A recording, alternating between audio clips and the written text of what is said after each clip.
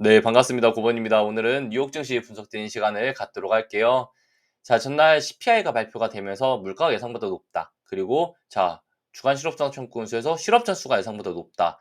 이거 그러면은 실업자 수가 높아지고 물가가 올라가는 이거 인플레이션, 스태그플레이션 아니야? 경기 침체 아니야라고 우려하면서 장 초반에 약간 눌리면서 출발을 했어요. 장 초반. 하지만 이 이상 눌리지 않은 이유는 우리가 고용이 나쁘긴 해도 이미 앞선 모든 데이터들에서 지난주 우리가 고용 데이터도 고용이 나빠라고 이미 확인한 구간이기도 하고 추가로 물가가 예상보다 크게 튀지 않았기 때문에 자 증시 침체야가 아니라 침체 우려가 있는 거 아니야 정도까지만 있다라는 거죠. 예, 그렇기 때문에 어제 데이터를 가지고 실제로 경기 침체다라고 해석하기 어려운 구간이긴 했습니다. 네. 자, 우리가 이 금리 인하 시기에 금리 인하가 지금 이미 가정화되고 있고 올해 3번 이상의 금리 인하를 하고 빅컷을 하겠다라는 시장의 기대감이 잔뜩 깔린 구간에서는 나스닥이 상승하기보다는 러셀이 상승해야 되는 게 정상적인 시장이에요. 자, 24년 7월에도 금리 인하 기대감이 가시화됐을 때 러셀은 단 4거래일 동안 12%나 상승을 했고 나스닥은 이 당시 상승이 제한되었다라는 거예요. 실제로 금리 인하를 하고 나면은 같이 시장의 유동성이 증가될 거야라는 기대감이 상승하지만 금리 인하 기대감이 생길 때에는 우리가 평소에 가지 않았던 흔히 잡주라고 부르는 중소형주들이 먼저 치고 올라가 줘야 되는 것이 정상이라는 거죠. 다행히 어제 러셀 지수가 좀 치고 올라가면서 이런 패턴을 좀 반증하는 모습이 아니었나라고는 좀 생각을 하고 있어요. 추가적으로 전날 멤버십 통해서 우리가 다우 지수랑 그리고 영상 통해서는 나스닥 지수에 대해서 더블탑 패턴에 대해서 안내드렸지만 나스닥은 현재 이 더블탑 출현하지 않고 있는 구간 하지만 이미 다우는 뚫고 올라가는 구간이라고 해석할 수 있어요. 그러면은 다우 지수는 뚫고 올라갔구나라고 보시면 되고 그러면 이제 우리가 무엇을 봐야 되냐면은 이 구간 이제 얼만큼 더 올라갈 수 있느냐. 한 1%는 단기적으로 더 올라갈 수 있는 룸은 있지만 또 이 구간 다음에는 더 막 치고 올라가는 것이 아니라 다시 한 번 더 여기를 뚫냐 못 뚫냐를 봐야 되는 직전에 이렇게 우리가 뚫지 못했고 밀렸던 구간들이 존재했던 것처럼 이 패턴을 한 번 더 봐야 되는 구간인 거예요. 그래서 이 구간까지 뚫고 나야 진정으로 다우지수는 신고가로 올라갈 수 있는 패턴이다라고 해석할 수 있고요. 엔비디아는 어제 약간 쉬어갔죠. 엔비디아 같은 경우는 이 쉬어가는 구간에서 176불 이탈하면은 사실 우리가 지지받아야 되는 이 지지라인을 훼손하면서 밑으로 빠지는 그림이 출현할 수 있어요. 이미 직전에 가지고 있는 이 상단을 2번, 3번 막고 있는 구간이기도 하고요. 그래서 결국 우리가 엔비디아도 치고 올라가려면은 이 구간을 돌파해서 올려줘야 되는데 돌파한다고 한들 저항 없이 바로 신고가 올라가는 것이 아니라 이 다음 저항은 결국 어디에 185불대에 형성되어 있어요. 동일하게 185불을 돌파하지 못한다면은 이런 식으로 횡보가 나오면서 움직일 가능성도 존재하겠죠. 이 점 우리가 체킹을 하시면 될 것 같아요. 일단은 뚫어내야 되는 곳은 178불, 180불 이 구간이고 지지를 받아야 되는 곳이 176불이다. 이 두 구간에서 보시면 될 거예요. 속스 같은 경우는 오늘 캔들이 별로 좋지는 않아요. 네. 현재 구간에서 이거 지금 고점을 계속 한 번 더 높였네라고 볼 수 있는 구간이긴 하지만 현재 오늘 캔들이 좀 중요할 것 같아요. 윗꼬리가 지금 약간 달려있는 구간이기 때문에 여기서 오늘 캔들이 이 밑에서 형성이 된다면은 캔들이 이런 식으로 형성이 된다면은 여기서 종가가 끝나는 게 아니라 이 갭을 메꾸는 하락은 나올 수 있기 때문에 이 점만 주의하면서 이 전까지는 위에 전날 고점이었던 256불 돌파 시 더 올라간다라고는 볼 수 있겠죠. 그래서 속슬 같은 경우도 전날 볼벤 상단 29.5불대까지 반등이 출현하고 나서 더 이상 돌파하지 못하고 있지만 오늘 이 구간에서 돌파 나와주면은 31불까지는 무난하게 상승할 수 있다라고 볼 수 있는 구간인 거죠. 반대로 이 종목이 이제 29불 이 구간을 훼손하게 되면은 다시 한 번 더 이렇게 밑으로 빠지는 그림, 이 직전에 이 갭을 매꾸로 내려오는 그림을 출현할 수 있다라고 볼 수 있는 거고요. 현재 나스닥 같은 경우는 이 구간에서 엔비디아 같은 경우는 이 구간에서 갭 상승을 했었던 구간이기 때문에 이 갭도 향후에는 매꾸러울 가능성이 존재해요. 네. XXS. 자, 인버스 같은 경우는 지금 밑에서 3번 지라인을 잡아가고 있는, 이렇게 한 번, 두 번, 세 번 지라인을 잡아가고 있는 구간이기 때문에, 자, 오늘 구간에서 결국 한 번 더 여기서 캔들이 밑으로 형성되면은 결국 볼린저 밴드 타고 5일선 타고 밑으로 이렇게 빠져버려요. 빠지면은 어디까지 빠지냐면은 본인이 가지고 있는 이 추세 하단부 대략 5.8불대에서 5.5불까지 일단 러프하고 5.8불 정도로 잡아볼게요. 5.8불 정도까지 하락할 가능성이 존재하기 때문에 이 점 조심해야 되는 구간이고요. 5.5불까지도 하락이 열려 있다면 실제로 이 구간이 G라인으로 형성될 수 있겠다라고도 유추할 수 있는 거죠. 자, 일단 이런 종목들은 반등이 나와도 저항들이 위에 존재하기 때문에 자, 돌파하기 위해서는 좀 거래량들이 터져줘야 된다라고 우리가 해석할 수 있습니다. AMD 같은 경우는 현재 사실 이번에 여기 돌파하고 나서 여기까지 올렸어야죠. 이 저항 구간 돌파하고 170불 때까지 올렸어야 되는데 사실 올리지 못하는 게 좀 신기하다라고 생각은 하고 있어요. 네. 자, 추가적으로 자, 돌파하지 못했을 때 156불 오늘 현재 약간 이탈했지만 본장에서 캔들이 하나 더 오늘 밑으로 형성되면은 결국 어디 G라인이 150불대를 다시 형성하려고 할 거예요. 그럼 이 G라인 150불을 형성했을 때 딱 형성했을 때 추세 하단, 추세 하단, 이 추세 하단, 이 세 번째 추세 하단을 지지받는다면은 여기는 우리가 한번 공격적으로 매수할 수 있는 매수 타점인 거죠. 자, 우리가 이 구간에서는 140불, 140불 했어요. 왜냐면은 여기서 우리가 볼 때 140불은 장기 평선 기준 그리고 추세 기준에서 실제로 140불, 140불이 보였기 때문이죠. 하지만 이평선이 위로 올라가고 추세도 위로 올라가기 때문에 우리가 이렇게 본다면은 150불. 근데 뭐 이 종목이 여기서 이렇게 횡보가 나와 버리면은 G라인은 계속 올라가겠죠. 예를 들어서. 동일하게 이 종목이 지금은 여기를 뚫어야 돼요 하는 게 165불이지만 165불이지만 이것도 우리가 뭐 3거래일, 4거래일 지나서 뚫어야 돼요라는 곳이 생긴다면은 뭐 156불이 될 수 있겠죠. 왜냐면 이평선들이 이렇게 모일 거니까요. 이렇게 보시면 될 것 같아요. 21선, 51선 데드크로스 구간으로 보여지기 때문에 실제 데드크로스가 출현하게 된다면은 정말 나쁜 약세 패턴으로 이루어질 수 있어요. 자, 21선, 51선이 데드크로스가 난다는 것은 자, 우리가 추세를 깼다라고 보는 거예요. 자, 이 앞선 모든 20에서 50에선 데드크로스가 나쁘게 출현했기 때문에 지금 과 실제로 20에서 50에선 데드크로스가 나온다면은 150불을 지지받으면서 20에서 50에선이 이 횡보로 움직일지 아니면은 실제로 깨고 밑으로 하회하면서 120불대까지 자리를 줄지는 두 번 한번 체크할 예정이긴 합니다. 결국 해당 구간이든 여기 120불이든 오면 매수해야 되는 타점이 AMD예요. 네. 이미 하반기 내에서 길게 눌렸고 한 번 상승 나왔고 우리가 지지받는 구간 잡고 더 치고 올라가 줘야 된다는 거죠. AMD 기억하시면 되고 자, 아직 AMD 기준에서 뭐 이제 유의미한 매수 신호가 출현하지 않기 때문에 AMD 같은 경우는 실제로 유의미한 이 매수 신호까지 확인하면서 같이 진입할 예정이다라고 보시면 돼요. 자, 마벨 같은 경우도 현재 네, 상단 돌파하지 못하고 있죠. 네, 막혀 있는 구간 볼 수 있는 거고요. 이 종목도 70불을 돌파해내야 뭐 최소 뭐 73불, 75불까지 가요라고 볼 수 있겠죠. 지금 보시면 구름대 여기 약해져 있죠. 약하게. 그래서 올릴 거면 지금 뚫어야 돼. 지금 구간에서 한 번 더 쉬었다 가야지 하면은 구름대 있다라는 거죠. 무조건 구름대가 저항은 아니지만 저항으로 존재하던 구간들이 있다라고만 보시면 될 것 같아요.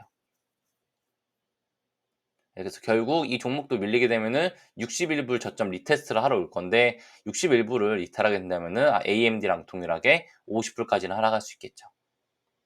슈퍼마이크로 컴퓨터 같은 경우는 전날 좀 상승하지 못하고 패턴이 약해요. 약한데 거래량도 안 들어와. 그래서 아쉬운 구간이죠, 사실. 네. 그래서 자, 어제 올렸을 때 매도세가 나오면서 빠지고 그 다음날도 어제도 올리지 못한 이 중소형주인데 아직 여기를 메꾸러 갈 만한 시간적인 구간이 아니다라고도 해석할 수 있는 거죠. 최근에 빠졌고 이런 구간들도 6월에서 7월에 물려있는 분들이 계시기 때문에 올려준다면 단기적으로 차익 실현 물량 계속 나올 거예요. 근데 차익 실현 물량을 뺄 만큼 엄청난 호재가 터져줘야 되는데 그러기 위해선 조금 더 횡보가 필요한 구간이고요. 횡보가 최소 한 달 아니면은 보름 더 지나야 어느 정도는 바닥을 잡았다고 볼 수 있을 거예요. 그래야지 우리가 돌파가 나올 때 50불 때까지 목표가를 가져갈 수 있겠죠. 이 종목은 46불 돌파해야 목표가 55불 정도까지는 보일 수 있다라고 우리가 보시면 돼요. 테슬라 어제 좋았죠. 진짜 테슬라 가자라고 얘기한 지가 정말 오래된 것 같아요. 아, 진짜 이제 가고 있는 구간이다라고 볼 수 있는데, 자, 테슬라가 지금 정말 좋은 구간까지 한 번에 뚫어줬어요. 거래량이 들어오면서. 이런 게 정말 꽤 좋은 흐름이라는 거죠. 자, 직전에 평균적으로 거래량이 좀 낮았어요. 평균 이상의 거래량들이. 그래서 자, 지금 이런 구간에서 횡보할 때, 아, 좀 거래량 이 구간 위로 좀 돌파해주지. 근데 거래량 이렇게 과거처럼 좀 왜 이렇게 안 터져주는 거야? 라고 아쉬웠지만, 어제 거래량이 유의미하게 약간 쏟았고, 오늘 거래량이 조금 더 높게 형성되어 준다면, 이거를 연속 거래량을 받고 위로 돌파 나오면서 380불, 420불 올라갈 수 있는 구간이다라고 우리가 테슬라 볼 수 있는 거죠. 마지막 저항 돌파 나오는 구간이라고 보시면 돼요. 캔들상은 돌파했다라고 해석할 수 있는 거고요. 장대양봉이기 때문에 하루 더 홀딩하는데 목표가는 420불 위상으로 본다라고 보시면 될 것 같습니다. 1차가 420불 정도? 네, 라고 체크하시죠. 자, 우리가 코인베이스가 네, 약간 패턴이 지금 하나를 만들어가고 있는 구간인데, 자, 이렇게 지금 코인베이스가 패턴 하나를 만들어간다면은 이제 상단 돌파할 때 가져야 되는 구간인 거죠. 직전에 우리가 디센팅 트라이앵글이라는 패턴에서 자, 상단을 돌파하고 위로 올라왔기 때문에 결국 본인이 가지고 있는 이 상단 36불대를 돌파를 해준다면 볼린저 밴드 축소되어 있는 구간이기도 하기 때문에 이 36불을 뚫어내준다면 이후로 단기적으로는 이 종목이 대략 한 42불까지는 올라갈 수 있어요. 코닐 기준으로. 이 점 체크하시면 될 것 같아요. 스트레티지가 좀 약세죠. 어제 서클도 괜찮았는데. 왜 그런 것이야 도대체 스트레티지는. 자, 스트레티지 같은 경우는 밑에 G라인을 계속 만들고 있는 구간이긴 해요. 그래서 이 종목 같은 경우는 320불 이탈하게 되면은 자, 도망간다 생각하시고 그 전까지는 335불 돌파를 해야지만 매수한다, 이렇게 보시면 될 것 같아요. MSTU 기준에서는 이거 최소 5불에서 5.5불은 돌파를 해줘야, 최소 5.5불은 돌파를 해줘야 뭘 사든 말든 할 것 같아요. 네, MSTZ 같은 경우는 자, 지금 구간에서 지금 계속 고점을 맞고 있죠. 이게 자, 지금 이런 패턴으로 보이거든요. 자, 지금 이렇게 보시면은 지금 이렇게 하락 추세 막 바닥 다지기로 가지고 있어요. 지금 이 끝에 구간이랑 지금 구간이 꽤나 닮았다라고 볼 수 있죠. 그러면은 저 패턴으로 실제로 진입하기 위해서는 최소 돌파해 둔 곳이 5.7불대예요. 이 구간 돌파를 해줘야 실제로 6.5불에서 7불까지 올라갈 수 있다라고 볼 수 있는 거죠. 일단 돌파하는지 여부 체크를 하시면 될 것 같아요. 아이온큐도 어제 좀 급등이 나왔죠. 깃발령 패턴으로. 자, 아이온큐 같은 경우도 이렇게 우리가 추세 타고 올라갈 경우에는 이제는 더 뚫고 올라가야 된다라고 볼 수 있어요. 유의미한 거래량이 전날 좀 나왔죠. 이런 거래량들에 비해서 거래량들이 더 나왔다는 거예요. 직전 거래량들에 비해서 이거 뭐죠? 네. 직전 거래량들에 비해서 거래량이 좀 더 터져진 구간이기 때문에 호재로 첫 번째 인지하고, 두 번째 본인이 가지고 있는 마지막 고점 구간 이 48불대 소화하고 넘어간다면은 다음 목표가 58불, 54불, 58불 우리가 이렇게 보시면 될 것 같아요. 54불은 사실 큰 저항 없이 58불까지 올려야 되겠죠. 아이온큐가 이렇게 치고 올라간다면은 리게티 컴퓨팅도 목표가는 우리가 20불까지 잡아볼 수 있고요. 얘 캔들 추세 그려놓은 거 다 어디 갔지? 대충 이런 식으로 우리가 두 개 상승 추세 그어놓고 여기를 박스권으로 대응할 때 있어서 대략 18불대 돌파하면은 20불 이상 올라갈 수 있는 목표가를 충분히 가져갈 수 있는 거죠. 이 종목은 그래서 이제 16불 이탈하면은 우리가 비중 축소한다라고 가져가시면서 치고 가셔도 될 구간입니다. 시스크 같은 경우도 현재 구간에서 유의미한 거래량이 들어오고 있는 구간이어서 이거 3불 돌파하게 되면은 이후로 4불까지 목표가는 가져가야 되는 숙제를 가지고 있겠죠. 네. 그래서 시스크 3불 돌파하면은 4불 목표가, G라인 2불, 2.5불 아직 동일하다라고 보시면 될 것 같아요. G라인 2.5불이고 3불 돌파하면 4불 이상 급등할 수 있는 패턴. 팔란티어 같은 경우도 어제 엔비디아처럼 약간 쉬어가고 있는 구간인데, 팔란티어도 162불 훼손하게 되면은 결국 밑으로 한 번 더 밀려버리는 이런 그림 출현할 거예요. 이건 아까 엔비디아랑 동일하겠죠. 162불 지지를 받는다면은 168불을 돌파해야 이 구간 여기까지는 올라간다는 거예요. 이 구간이면은 180불대 초반까지 되겠죠. 한 182불 정도 될 것 같아요. 네, 그래서 168불 돌파하면 182불까지 올라갈 수 있다는 보시면 될 것 같고요. 펠러다인이 어제 거래량이 좀 재밌게 들어왔어요. 자, 펠러다인 거래량이 진짜 예상보다 좀 들어왔네? 라고 볼 수 있죠. 그렇기 때문에 이 돌파해줘야 되는 7.5불 돌파해준다면은 바닥 잡고 올린다라고 첫 번째로 볼 수 있을 것 같아요.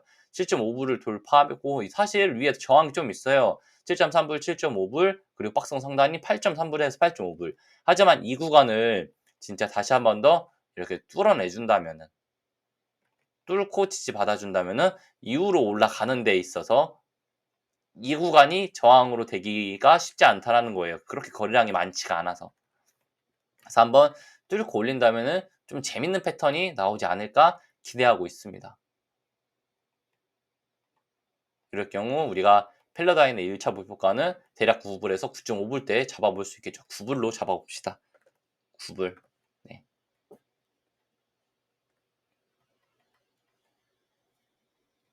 자, 아처를 계속 보고 있어요. 아처도 어제 유의미한 거래량이 약간 들어온 구간으로, 자, 실제 이 종목도 8.9불대를 돌파하게 되면은, 자, 단기적으로는 대략 10불대까지 반등이 나올 수 있어요. 이 단기적인 무빙으로 10불이거든요. 근데 자, 10불도 돌파하게 되면 더 올라가겠죠. 자, 아처 같은 경우도 우리가 10불 볼 수 있고, 아마 10불대에서 맞고 이런 식으로 행보가 나올 가능성이 높기 때문에 아처 이 점만 체크하시면 될 것 같아요. 여기서 이런 식으로 삼각추세대로 횡보만 나와도 저는 좋은 패턴이다라고 기억하시면 될 거고요.